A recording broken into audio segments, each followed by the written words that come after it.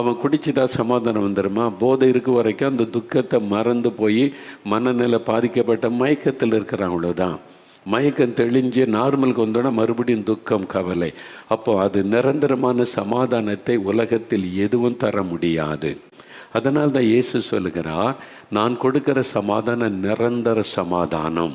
நம்மை சுற்றிலும் பாடுகள், பிரச்சனை, வேதனை, நெருக்கம், எத்தனை உபத்திரவங்கள் வந்தாலும் ஆண்டவர் கொடுக்கிற சமாதானத்தை பாதிக்கவே முடியாது. அதான் டிவைன் பீஸ் என்பது எவ்வளோ பிரச்சனை நடந்தாலும் பாதிக்காது. இப்போ நீங்கள் பார்க்குறீங்களே, என்னை பற்றி என்னெல்லாம் பேசுகிறான், வீடியோவில் பேசுகிறான், திட்டுறான், ஏசுகிறான். அது மாதிரி நிறைய காரியம் நடக்குது. பொய்யான குற்றச்சாட்டு சொல்கிறான், கேவலமாலாம் பேசுகிறான். இதெல்லாம் கேள்விப்படும் போது நான் சோர்ந்துருவேன், நான் பயந்துருவேன், கலைஞர். ஆனால் ஒன்றுமே என் உள்ளத்தை பாதிக்கிறதே இல்லை. எப்போவுமே உள்ள சமாதானமாக யார் என்ன பேசுனா நமக்கு என்ன, யார் என்ன திட்டு